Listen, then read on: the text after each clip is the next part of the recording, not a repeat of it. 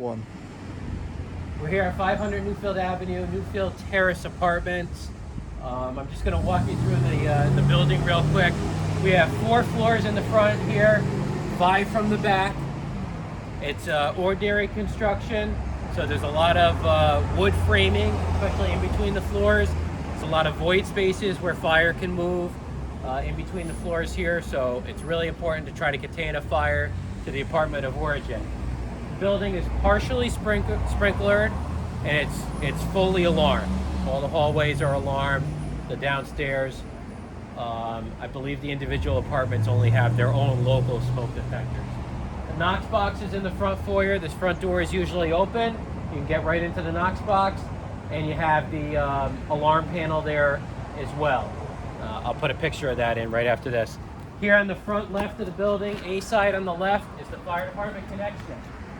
So we've determined in our testing, and Dave will talk about this in a minute, that it's pointless to use the fire department connection or the standpipes in this building. We're going to stretch our own hose. It's not a reliable system, but if we wanted, we could supplement the sprinkler system from this fire department connection. So the driver's still going to want to consider hooking up, okay, to supplement the sprinkler system if it's operating. Remember, this is just a test valve over here, not the connection. This is nicely labeled FDC. And again, partially sprinklered, so every inch of every apartment is not sprinklered, but the egress is sprinkled. So there's a sprinkler head above the door in most of the apartments, but that's about it.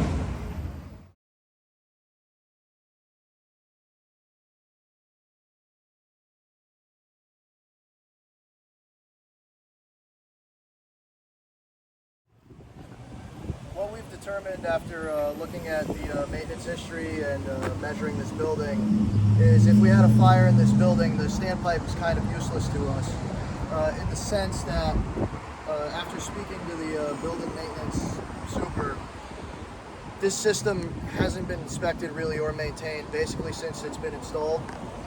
And if there is a fire all the way up on the top floor, we did some measuring.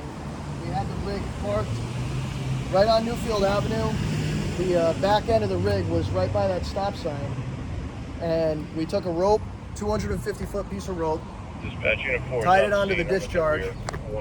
Okay, and we were able to take it all the way upstairs, and the rope ended right at the door, right at the front of the door to the last apartment up there.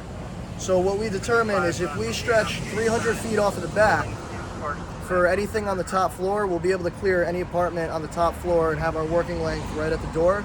And if you're the control firefighter, an easy way to remember how to measure that with our bed is, well, we have 250 feet of 1 3/4 and 250 feet of 2.5. So you're just gonna pull until that first length of 2.5 comes off the bed, disconnect it, give it to the driver, and you'll have your 300 feet.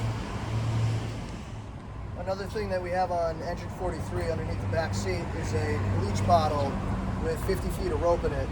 And a building like this, if we needed to, we can actually drop our rope off of one of these balconies, and remember, 50 feet of hose will get us up about 5 floors. So we could actually reach all these floors with a cross line.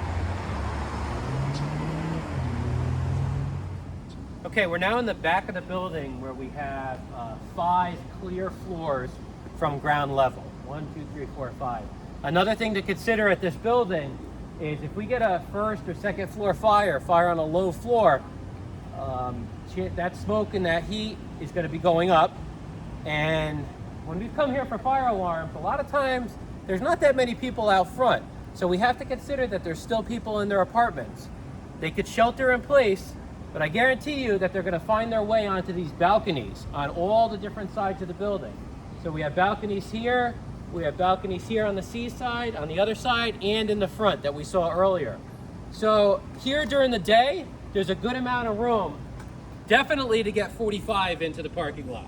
Without a doubt, 45 could get right in here. Truck 1, most likely as well, okay? 45, we've tested it, can get back here and operate as well.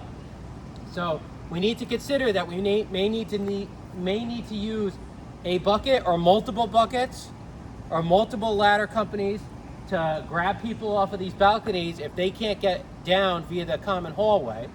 And we also need to consider that fire on a first floor could very, very easily expose itself to the second floor.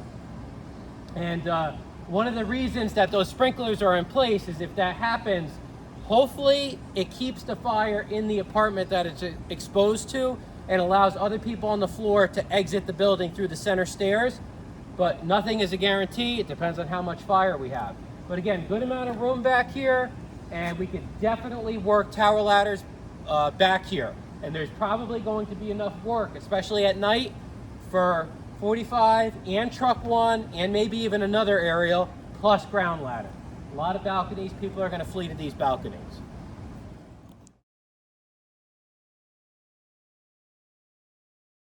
Received recall for 184 Atlantic Street holding MG5 and truck 2.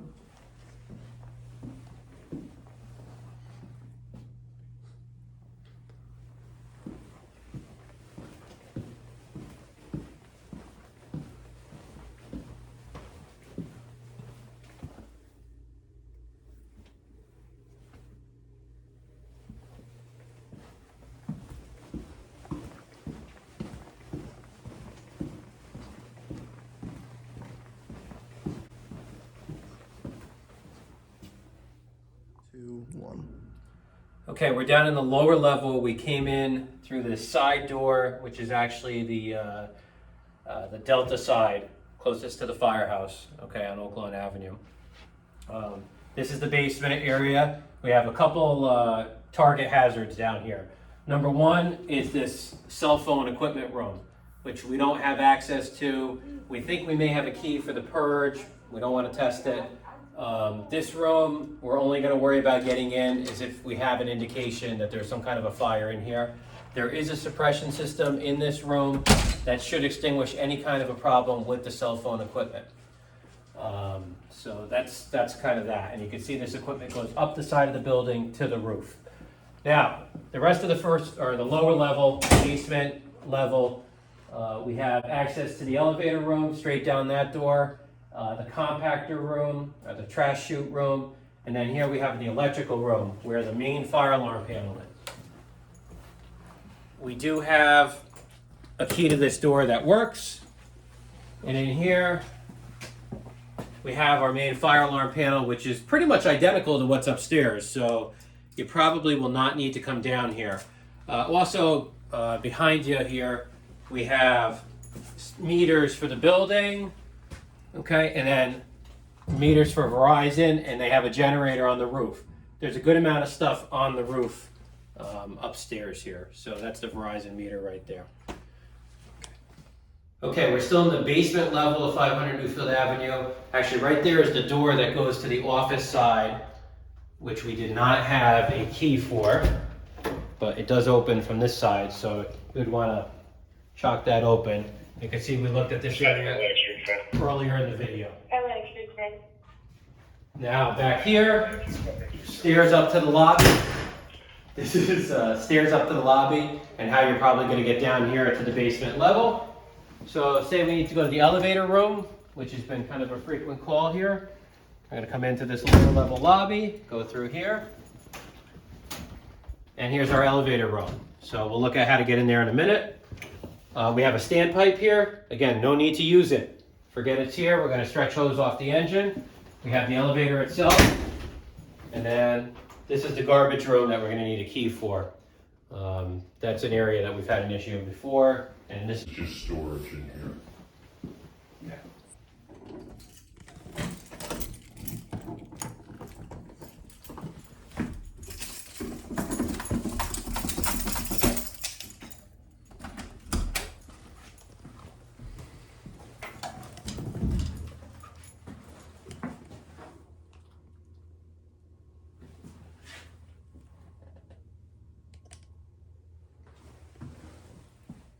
Okay, we're in the compactor room now.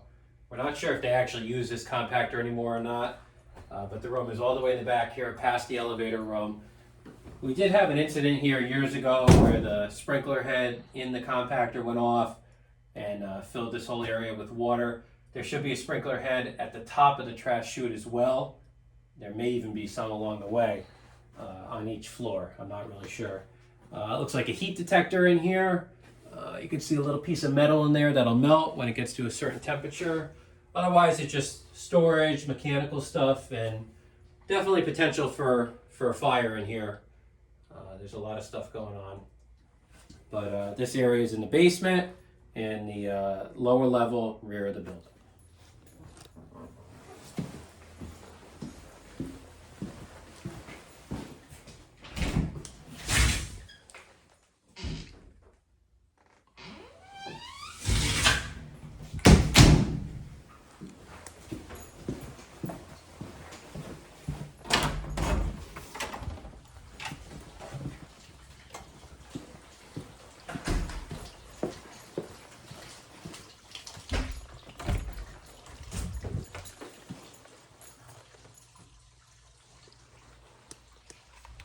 Okay, we're just going to show you how to get to the fire pump room. If you're able to gain access through this glass door, that's good. This seems to be a vacant office that we're able to get into. We have to come all the way back through this office. This is another way that we got in. This is actually how we came in because that door was locked. Come back here. This is all just vacant office space, okay? It's clearly labeled fire pump room. And here's our fire pump. Whoop. Got it. Now, it's just an empty room back there. I can cut this if I need to. Okay. Yeah, that's it. Okay, we found the main sprinkler room, which is deep inside one of the offices in the basement level. We have our sprinkler water coming in over here off of the domestic feed comes right off of it. So we have our domestic feed in copper in the back there. And we have our sprinkler water coming off with the backflow preventer here. Water comes up, water goes down through the fire pump, 60 PSI here. It goes up through the valve there. Okay, 60 PSI here, 60 PSI here. So it's a wet sprinkler system, and it goes up and feeds the rest of the building. If we had to shut this down, this is going to be our control right here to get the water shut off to most of the building in a quick and efficient manner. There's our fire department connection. The water feeds in right there, and we have a jockey pump here. And we have all of our pump controllers over here on the left to shut down the pump and the jockey pump. So that's the sprinkler system. The pump's in rough shape, but otherwise it looks like it's well maintained. It was last checked in March of 21. We're in the lobby of 500 Newfield Avenue, Newfield Terrace. Right when we walk in on the left, the annunciator panel is right here. Knox box right underneath it. And if we come in straight ahead, see the elevator. Now this building has a stairwell on both sides. The stairwell on the left goes up and down.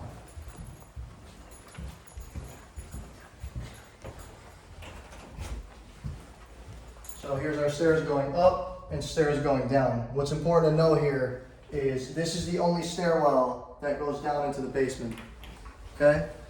But if we came in and we had gone right, we have another stairwell that only goes up.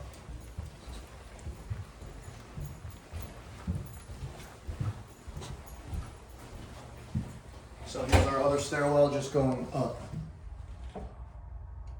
And again, there's a stairwell on both sides. Next to the stairwell is the laundry room. We have a laundry room on every floor.